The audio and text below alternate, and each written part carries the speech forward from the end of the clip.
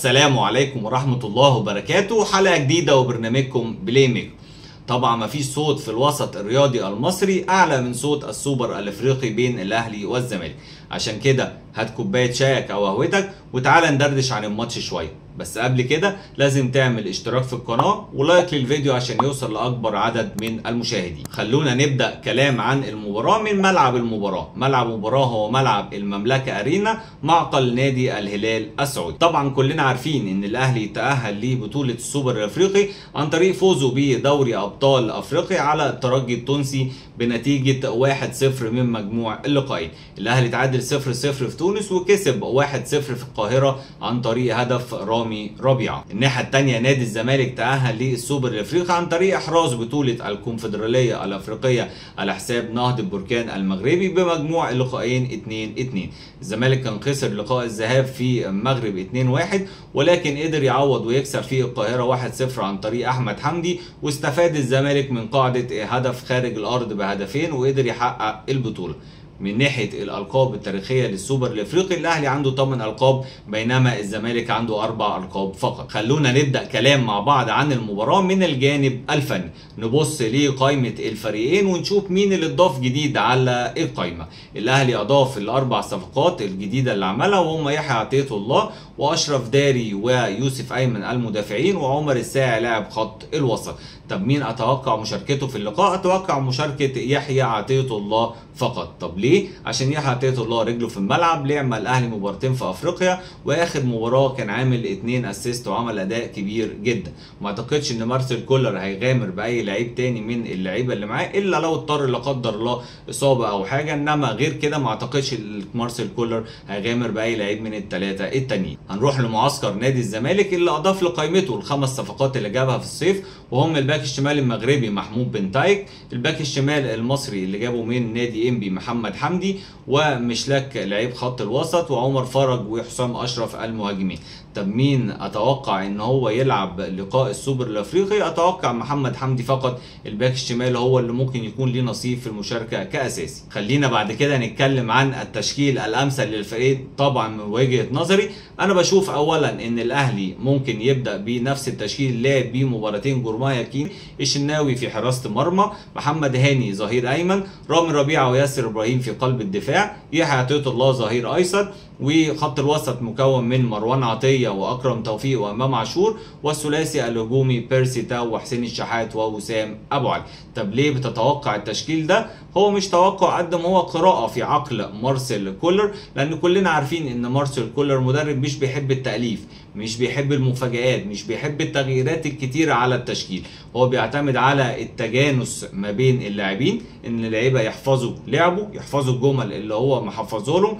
هو بيعتمد على البيزكس او بيركز على الاساسيات في كره القدم وبيخلي اللعيبه تتقنها وتعيدها لغايه ما تتقنها 100%، ومفيش حد بيلعب غير اللي بينفذ فكر مارسيل كولر فقط. كمان مارسيل كولر بيهتم زي ما قلنا بالتجانس بين اللاعبين، وبيهتم كمان بالضغط بشراسه في وسط الملعب، وده اللي بنشوفه طبعا من مروان عطيه ومن اكرم توفيق. وانس ان هو خد الكرة بيدور على سرعه التحولات الهجوميه وطبعا استغلال الفرص وترجمتها لاهداف. اما عن تشكيل نادي الزمالك المتوقع او الامثل من وجهه نظري، بشوف ان هو لازم يغير عن التشكيل اللي لعب بيه ماتشين الشرطه الكيني. التشكيل الامثل من وجهه نظري هيبقى محمد صبحي في حراسه المرمى، وعمر جابر ظهير ايمن، حمزه المسلوسي وحسام عبد المجيد في خط الدفاع، والظهير الايسر الوافد الجديد محمد حمدي. انما خط الوسط يلعب بثلاثي دونجا ومحمد شحاته وعبد الله السعيد، وخط الهجوم زيزو ومصطفى شلبي وسيف الجزيري. كان في اخبار طلعت من معسكر الزمالك ان دونجا حس بتقل او شد في العضله الخلفيه، ولكن النهارده مصادر من الجهاز الطبي للزمالك اكدت ان هو كان مجرد تقل بسيط وان شاء الله دونجا جاهز للقاء. طب ليه انا بتوقع ان الزمالك يبدا بالتشكيل ده، او من وجهه نظري ان ده التشكيل الامثل؟ لان خط وسط الاهلي قوي جدا وشرس جدا في الضغط. بنشوف مروان عطيه بيضغط ازاي، اكرم توفيق بيضغط ازاي، كمان امام عاشور بيضغط كويس جدا.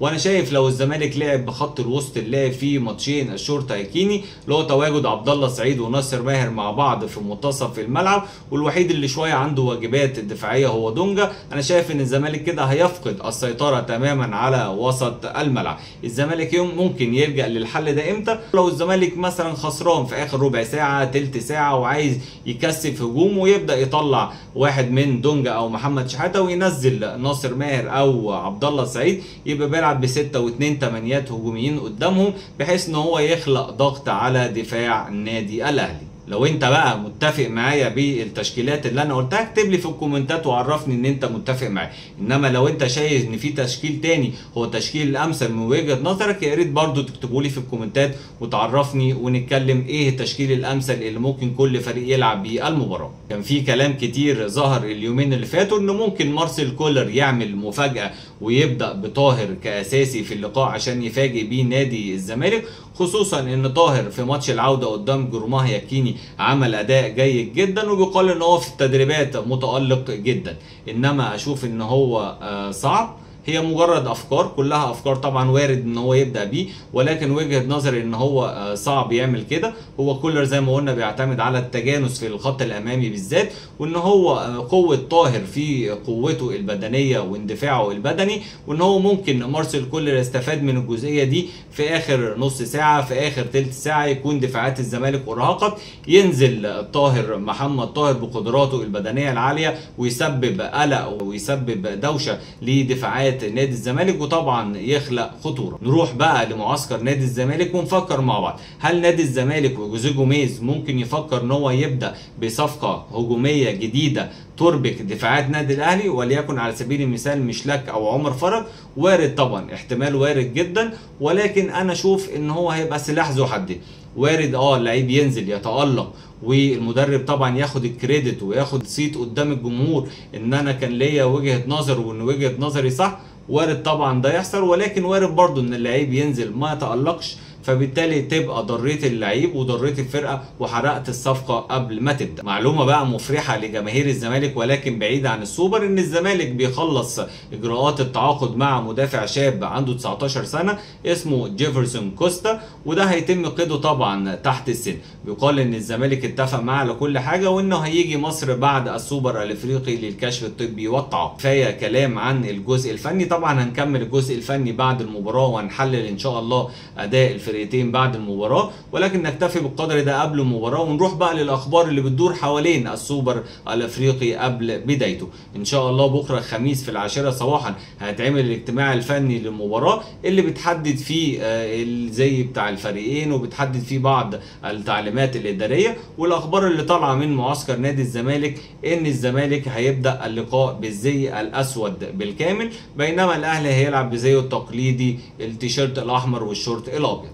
ومن الاخبار الجميله برضو عن البث التلفزيوني للقاء، النهارده الاخبار طالعه من السعوديه ان المباراه هتتصور ب 26 كاميرا، والمخرج اللي هيخرج اللقاء هو مخرج عالمي اللي اخرج نهائي دوري ابطال اوروبا 2023. نتمنى ان شاء الله ان الاداء في اللقاء يبقى مواكب ومناسب لهذه الصوره الجميله اللي هنشوفها باذن الله تعالى.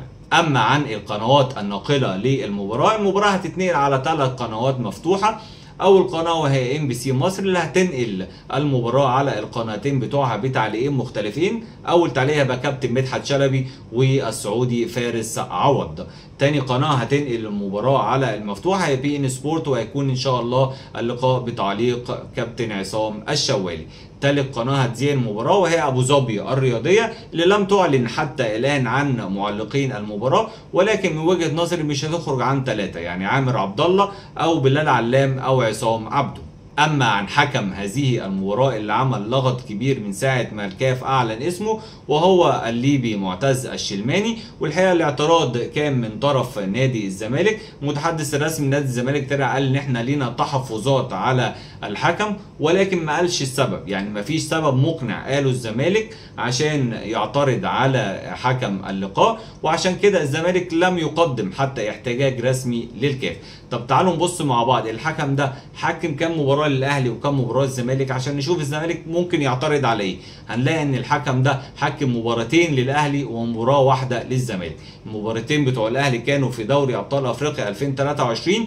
المباراه الاولى خلصت بالتعادل السلبي بين الاهلي والرجاء المغربي، واللقاء الثاني اللي هو فاز بيه الاهلي في ذهاب نهائي دوري الابطال اللي كان في القاهره اللي فاز بيه الاهلي على الوداد 2-1.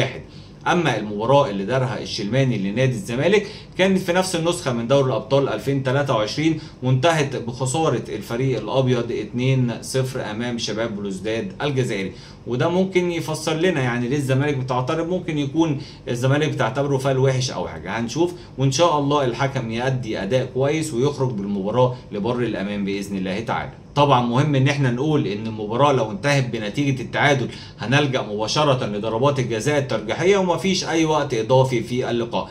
ان شاء الله نامل ان ده يخلي الفريقين جوه ال 90 دقيقه يضغطوا ويلعبوا كره هجوميه، ويبقى كل فريق منهم عايز يخلص المباراه جوه ال 90 دقيقه، وبالتالي نقدر ان شاء الله نشوف كوره هجوميه ممتعه تمتع جماهير المصريه. في النهاية أتمنى لحضراتكم مشاهدة ممتعة للسوبر الأفريقي، ونتمنى أن الفرقة الأفضل هي اللي تفوز، وأن الروح الرياضية تسود بين اللاعبين وبين الجماهير، ونصدر صورة إيجابية إن شاء الله عن الكرة المصرية والجماهير المصرية.